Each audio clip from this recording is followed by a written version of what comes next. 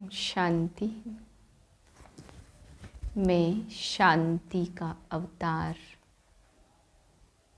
मैं शांति देवा आत्मा हूँ। शांति की शक्ति मुझसे चारों ओर फैल रही है।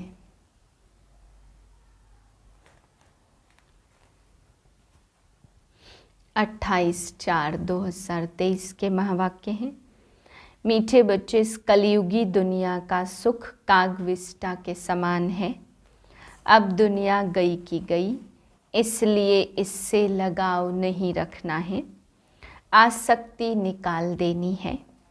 प्रश्न है, किन बच्चों की दिल इस पुरानी दुनिया से नहीं लग सकती?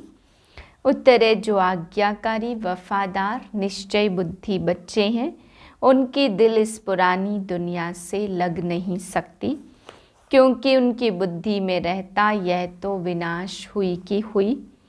यह तिलस्म जादू का खेल है, माया का भभका है, इसका अब विनाश होना ही है। डैम फटेंगे, अर्थक्वेक होगी, सागर धरती को हप करेगा। यह सब होना है, nothing new. Sweet home, sweet राजधानी याद है तो इस दुनिया से दिल नहीं लग सकती। गीत है, जिसका साथी है भगवान, उसे क्या रोकेगा आंधी और तूफान। ओम शांति। यह निश्चय के ऊपर गीत है। जब बाप का बनते हैं व बाप आते हैं तो वह आकर हमारा साथी बनते हैं। बच्चे जानते हैं बाप जब आते तब ही विनाश के तूफान होते हैं।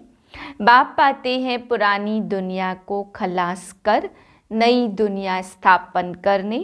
अर्थक्वेक होगी, समुद्र नीचे से धरती को खा जाएगा, बरसात ऊपर से धरती को खा जाएगी। यह सब तो होना ही है।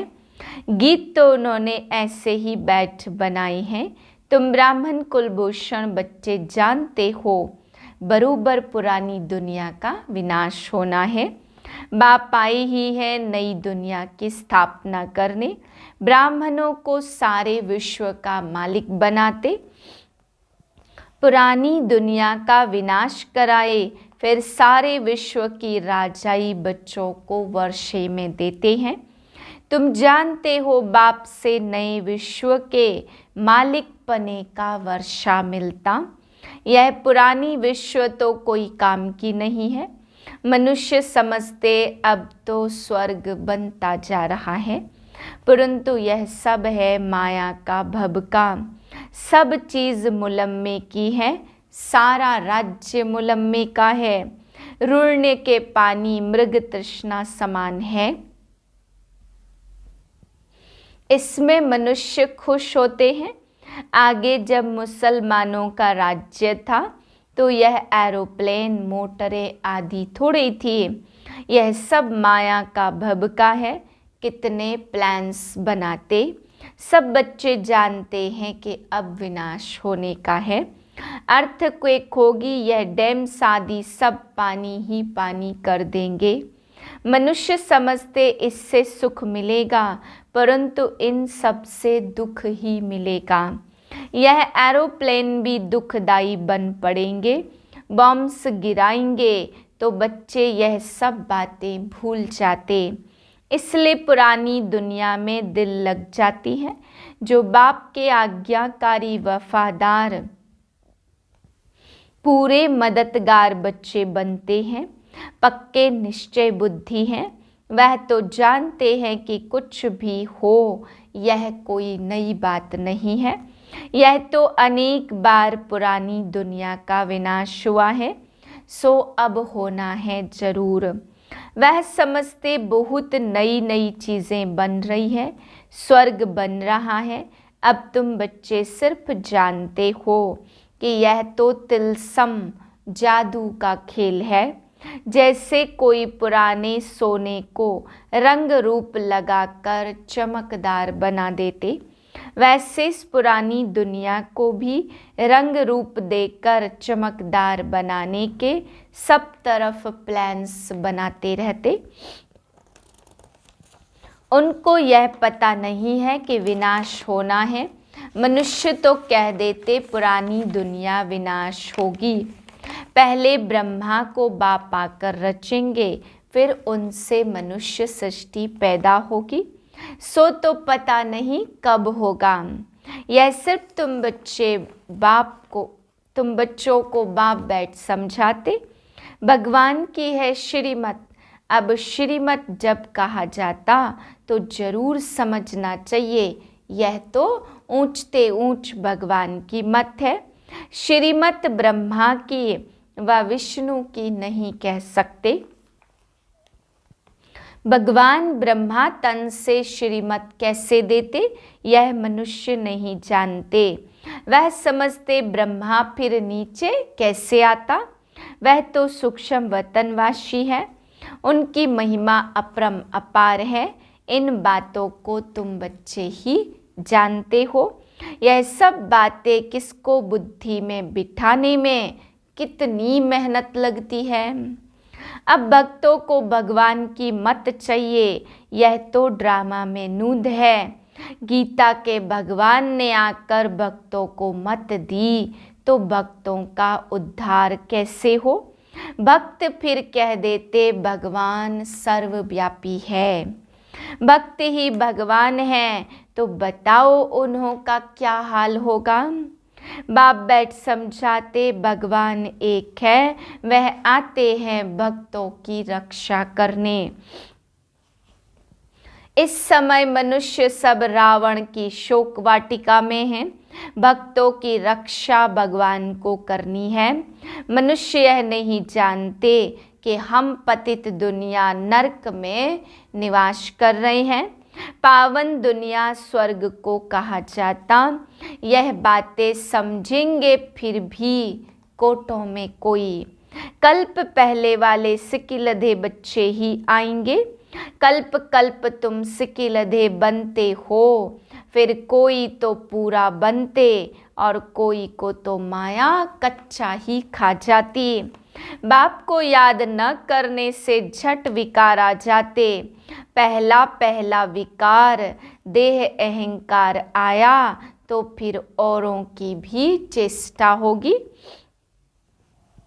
इसलिए बाप कहते आत्माभिमानी बनो, क्योंकि सबको वापस जाना है। यहाँ तो दुख ही दुख है। कलयुगी दुनिया का सुख कागविष्टा के समान है। यह तो सन्यासी भी कहते और तुम भी समझते हो। नरक और स्वर्ग को तुम बच्चे ही जानते हो। नरक में तो कोई सुख नहीं।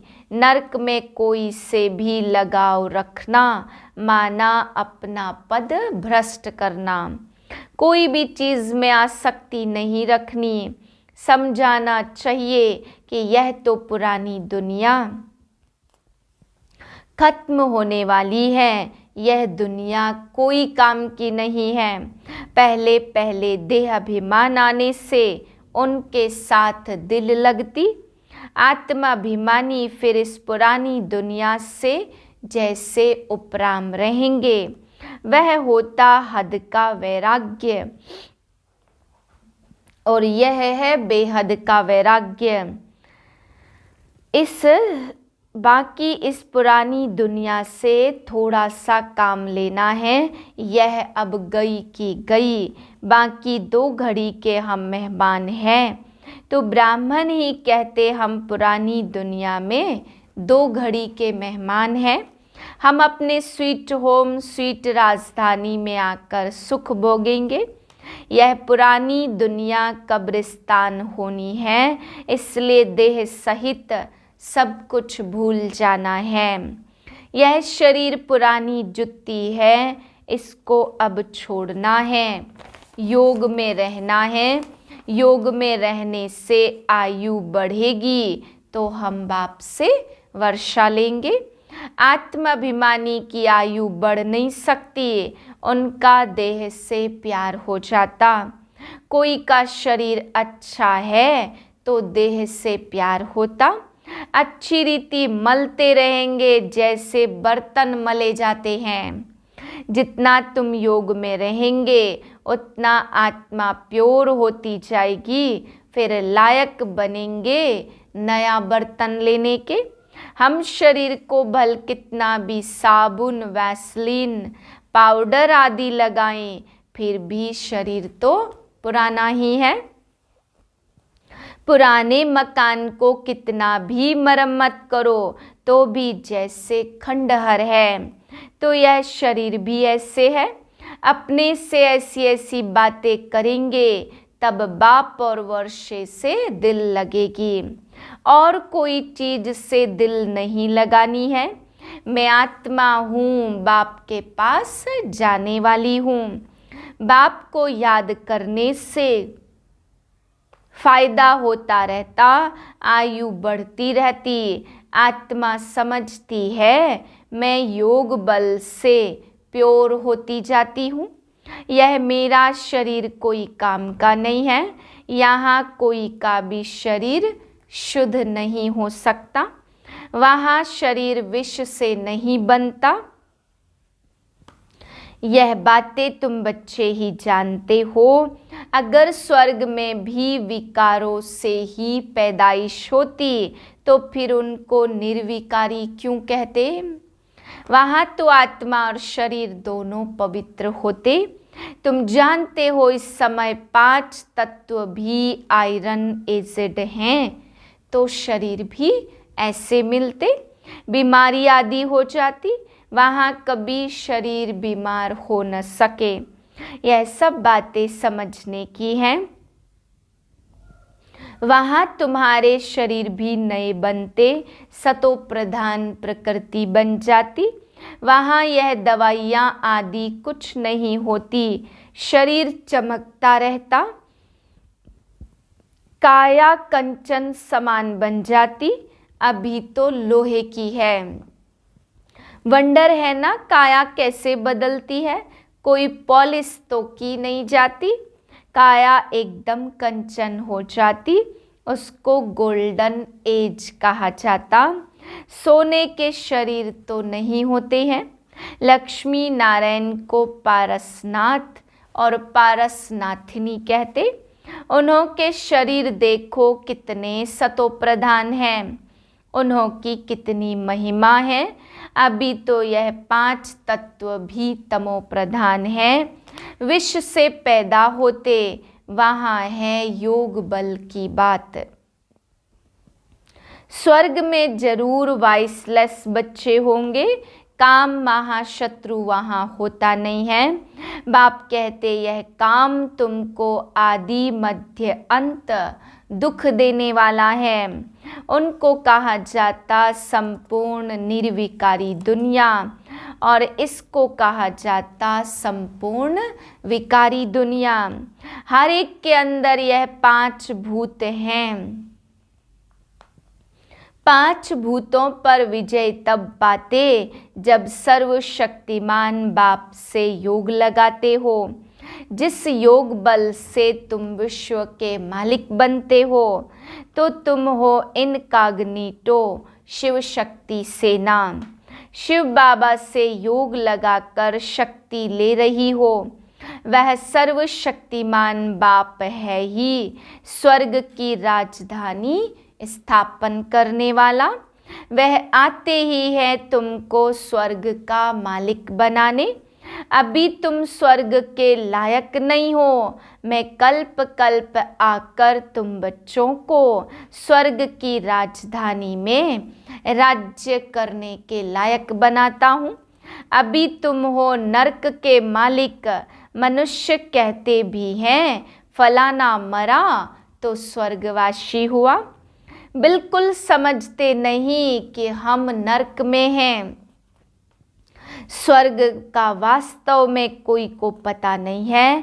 कहते हैं जिनके पास धन दौलत बहुत है उनके लिए यहाँ ही स्वर्ग है। अरे इतनी बीमारियां आदि लगी पड़ी हैं, इनको स्वर्ग कैसे कहेंगे? स्वर्ग तो सतयुग को कहा जाता। बाप ने समझाया यह है विकारी दुनिया। हर एक नारी द्रौपदी पार्वती है, हर एक नारी को अमरनाथ अमर कथा सुनाते, हर एक द्रौपदी नगन होने से बच जाएगी। यह बातें बेहद का बाप बैठ समझाते। आत्मा आकर प्रवेश करती तो उस समय गर्भ में बिल्कुल प्योर रहती। आत्मा भी प्योर आती, इसलिए उनको गर्भ में कोई सजा नहीं भोगनी पड़ती। यहाँ तो सभी को सजा मिलती है।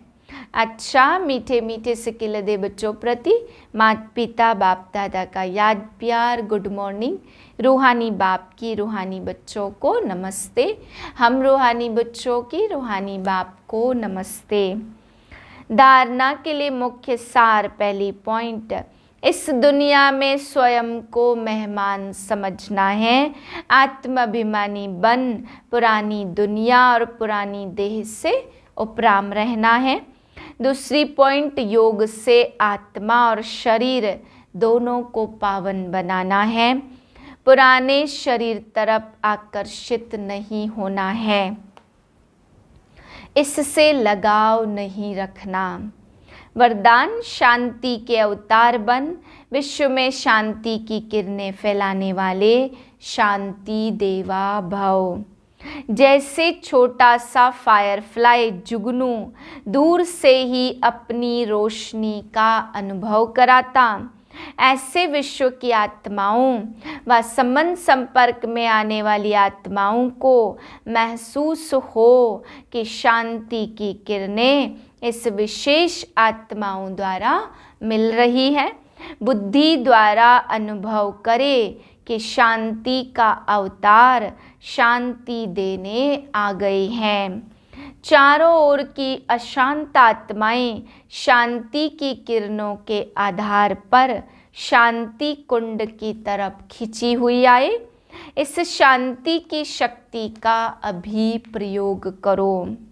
स्लोगन है, जिनका स्वयं पर व्यक्तिगत अटेंशन है वे अंतर्मुखी बनकर फिर बाह्य मुक्ता में आते हैं। ओम शांति।